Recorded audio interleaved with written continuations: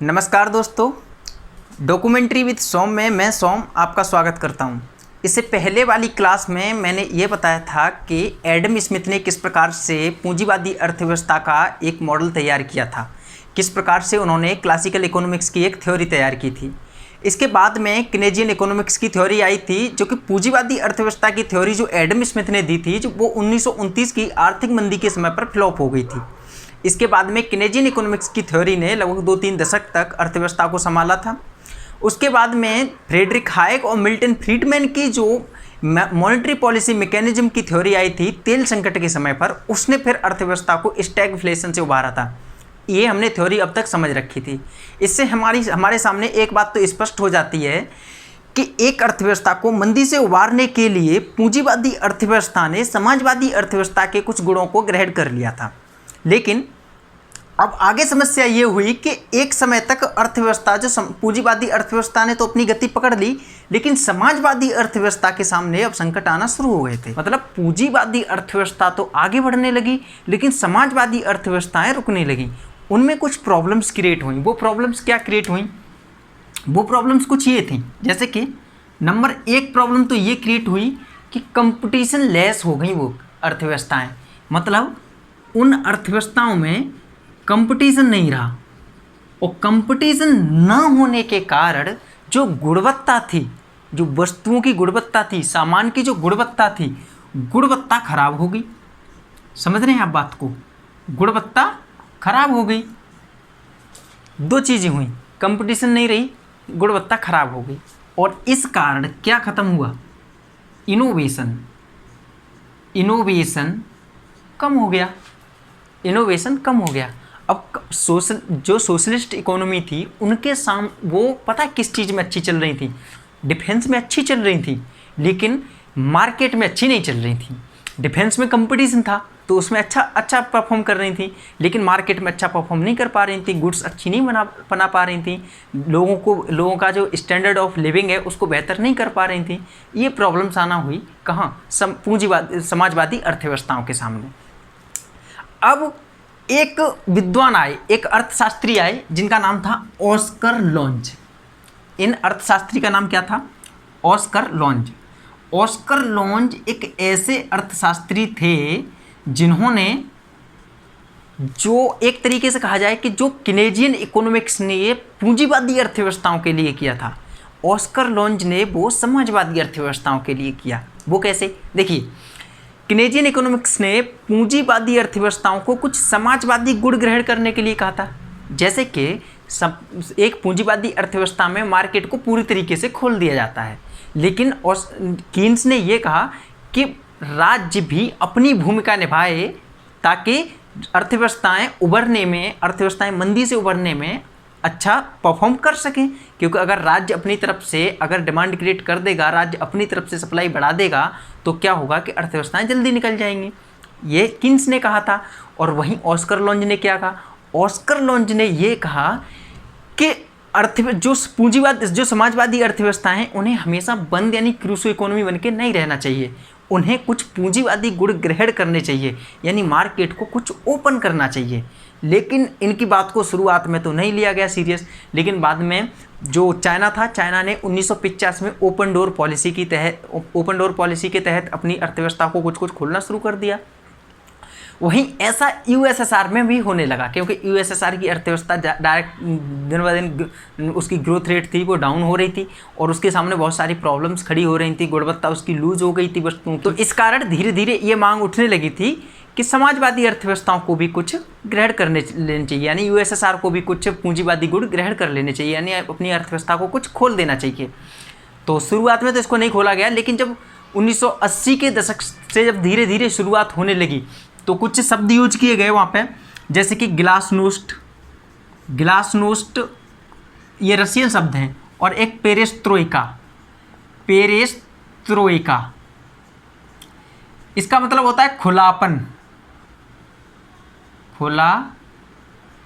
और पेरेस्ट्रोइका का मतलब होता है पुनर्संरचना।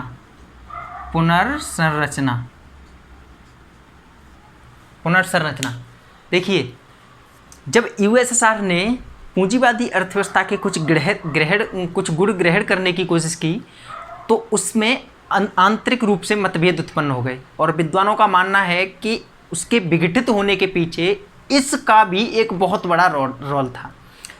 अब इतना सब कुछ हो चुका, लेकिन एक और बात ध्यान रखिए कि एक जो डिबेट चलती आ रही थी capitalist economy versus socialist economy, यानी पूंजीवादी अर्थव्यवस्था वर्सेस समाजवादी अर्थव्यवस्था, वो बहस अभी ख़त्म नहीं हुई थी, वो बहस अभी भी जारी थी। लेकिन एक बात ध्यान देने की योग्य है कि 1980 और 1990 के दशक तक लगभग सभी अर्थव्यवस्थाएं ऐसी हो गई थी, लगभग मिक्स अर्थव्यवस्थाएं हो गई थी, यानी उन अर्थव्यवस्थाओं में समाजवादी और पूंजीवादी दोनों गुण आ चुके थे। किसी भी इकोनॉमी को ये कहना कठिन था कि ये समाजवादी अर्थव्यवस्था है अथवा पूंजीवादी अर्थव्यवस्था है। तो हमने जो इसके बारे में आपने बात की थी कि जो संगठन के बारे में बात की थी कि अर्थव्यवस्थाओं के संगठन के बारे में जो बात की थी हमने कि अर्थव्यवस्थाओं के संगठन 3 प्रकार का होता है, जो संगठन 3 प्रकार का होता है। नंबर 1 पूंजीवादी और नंबर 2 समाजवादी और जो नंबर 3 था वो मिश्रित अर्थव्यवस्था। तो एक तो पूंजीवादी के हमने बताया कि एडम स्मिथ ने इसकी थ्योरी दी थी। समाजवादी के बारे में हमने बताया कि पहले कार्ल मार्क्स और उसके बाद में कीन्स ने इसके बारे में कुछ बोला। मिश्रित अर्थव्यवस्था के बारे में हमने बताया कि जब इन दोनों अर्थव्यवस्थाओं के गुण आपस में ग्रहण कर लिए गए तो एक जो अर्थव्यवस्था बनी वो मिश्रित अर्थव्यवस्था बन गई। तो भारतीय अर्थव्यवस्था वर्तमान में मिश्रित अर्थव्यवस्था है और सिर्फ भारतीय अर्थव्यवस्था ही नहीं बल्कि दुनिया की लगभग सभी अर्थव्यवस्थाएं वर्तमान में मिश्रित अर्थव्यवस्थाएं हैं। इसमें कुछ कार्य जो बेसिक नीड्स के लिए ज़रूरत होती है, जो लोगों के लिए ज़्यादा ज़रूरत होती है जिनकी, उनको गवर्नमेंट खुद करती है अपने अंडर में और कुछ कार्य को मार्केट में ओपन कर देती है पूरी तरीके से और उसमें वो मार्केट के अकॉर्डिंग संतुलित होता है। अब हमने अर्थव्यवस्था के संगठन के बारे में जान चुके हैं। अब इससे आगे जो मैं आपको बताने वाला हूँ वो जो सेक्टर ऑफ इकोनॉमी, एक तो सेक्टर ऑफ इकोनॉमी और दूसरी चीज जो बताने वाला हूं वो बताने वाला हूं टाइप्स ऑफ इकोनॉमी।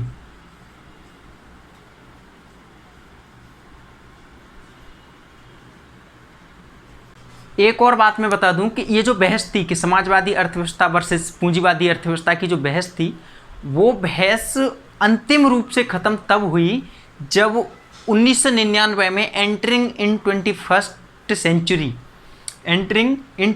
सेंचुरी जो रिपोर्ट थी वर्ल्ड बैंक की ये आई, जो 1999 में वर्ल्ड बैंक ने एक रिपोर्ट दी थी, इसका नाम था एंटरिंग इन 21st सेंचुरी। इस रिपोर्ट में जो ये बताया गया था कि राज्य एक अर्थव्यवस्था के विकास में अच्छी खासी भूमिका निभाता है। तो देखिए वर्ल्ड बैंक हुआ या IMF हुआ, ये ऐसी संस्थाएं थीं जिन्हें पूंजीवादी अर्थव्यवस्था वाले देशों ने संगठित किया था, इन्हें स्थापित किया था। और जब इनके द्वारा ये स्वीकार किया गया कि एक राज्य भी स्वयं उस राज्य की अर्थव्यवस्था में मुख्य भूमिका निभाता है हस्तक्षेप करके, तो इसका मतलब ये है कि एक पूंजीवादी अर्थव्यवस्था के कट्टर समर्थक जो संस्था थी उन्होंने कुछ समाजवादी अर्थव्यवस्था के गुणों को स्वीकार कर लिया। तो इसके बाद में ये बहस समाप्त हो गई और उसके बाद में तो कोई दिक्कत नहीं रही और ये बहस समाप्त होने के बाद में अर्थव्यवस्थाएं मिश्रित अर्थव्यवस्था के रूप में ही ग्रोथ करने लगी। और बाद में जो भी देश आज़ाद हुए 21वीं सदी में जो कुछ आज़ाद हुए और कुछ जो 1950 के बाद में हुए थे आज़ाद, उन सभी ने लगभग सभी ने यही मॉडल अपनाया था, मिश्रित अर्थव्यवस्था का मॉडल। ठीक है। अब सेक्टर ऑफ इकोनॉमी समझने के लिए आपको ये समझना होगा कि देखिए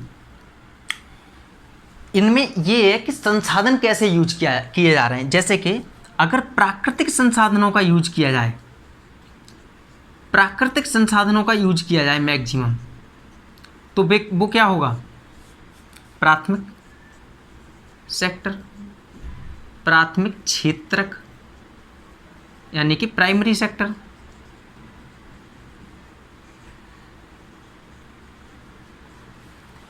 जैसे कि मान लीजिए खनन किया जाता है, मत्स्य पालन होता है या एग्रीकल्चर होता है, माना एग्रीकल्चर हो रहा है, मत्स्य पालन हो रहा है या खनन हो रहा है, ये जो गतिविधियां हैं ये गतिविधियाँ प्राथमिक सेक्टर से हैं, या फिर वनोपज या फिर जो वनों की उपज होती है उससे संबंधित कुछ काम किया जा रहा है, उनको बीना जा रहा है, कुछ भी इससे संबंधित धंधे हैं उनको अगर किया जा रहा है तो वो क्या होंगे, वो सब आएंगे। प्राकृतिक संसाधन हैं तो वो सब आएंगे प्राथमिक क्षेत्रक में, यानी वो प्राथमिक क्षेत्रक है। दूसरा, अगर इनका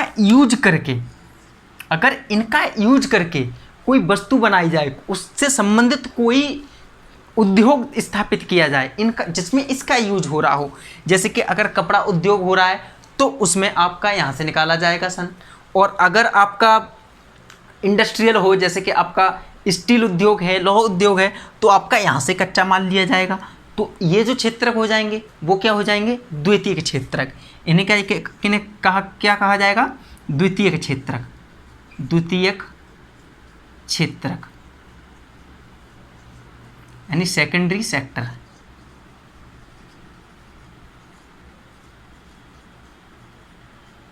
सेकेंडरी सेक्टर। अब तीसरा आता है तृतीयक क्षेत्रक। देखिए, तृतीयक क्षेत्रक में सेवाओं को इंक्लूड किया जाता है। सेवाएं जैसे कि सर्विस, जैसे कि ट्रैवलिंग हो गया, यानी एक जगह से दूसरी जगह पर ट्रांसपोर्टेशन हो गया, पर्यटन हो गया। आपने अगर IRCTC की वेबसाइट पर जाकर के अपनी टिकट बुक की है तो ये क्या हो गया, ये तृतीयक क्षेत्रक का लेन देन हो गया। या फिर आप कहीं जाते हैं पर्यटन के लिए तो उससे संबंधित जितनी भी गतिविधियाँ होंगी, जितना भी आपका खर्चा होगा वो तृतीयक क्षेत्रक का खर्चा हो गया। ठीक है, तो वो तृतीयक क्षेत्रक का हो गया। तो आप सेक्टर समझ चुके हैं, primary sector, secondary sector and tertiary sector. अब समझते हैं कि टाइप्स ऑफ इकोनॉमी क्या है, और फिर हम उससे समझेंगे कि वॉल्ट विटमैन रोस्टो का नियम क्या था। ठीक है, तो समझते हैं टाइप्स ऑफ इकोनॉमी।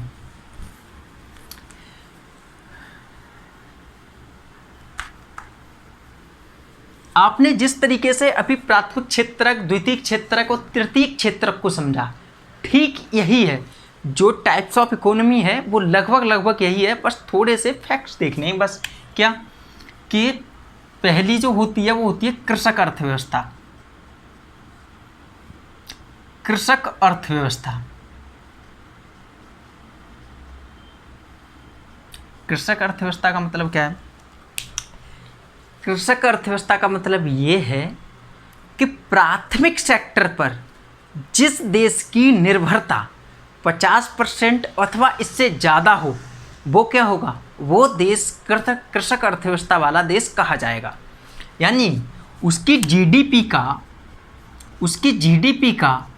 50% या 50% से ज़्यादा हो तो वो देश क्या कहलाएगा, वो देश कहलाएगा कृषक अर्थव्यवस्था।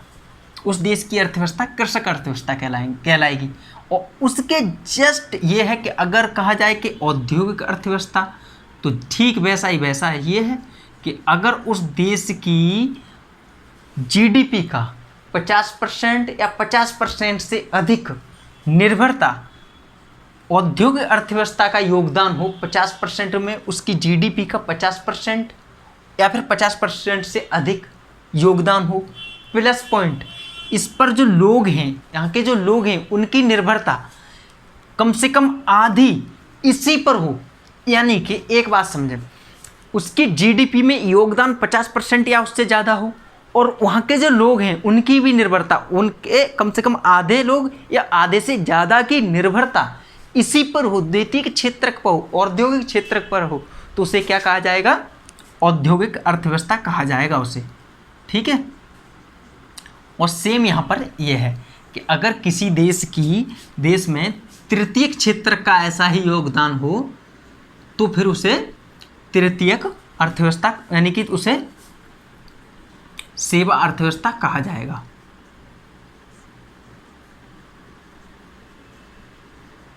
सेवा अर्थव्यवस्था कहा जाएगा। ठीक है, ये बात क्लियर होगी।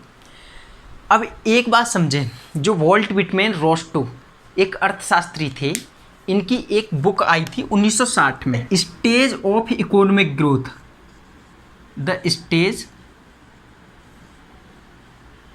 ऑफ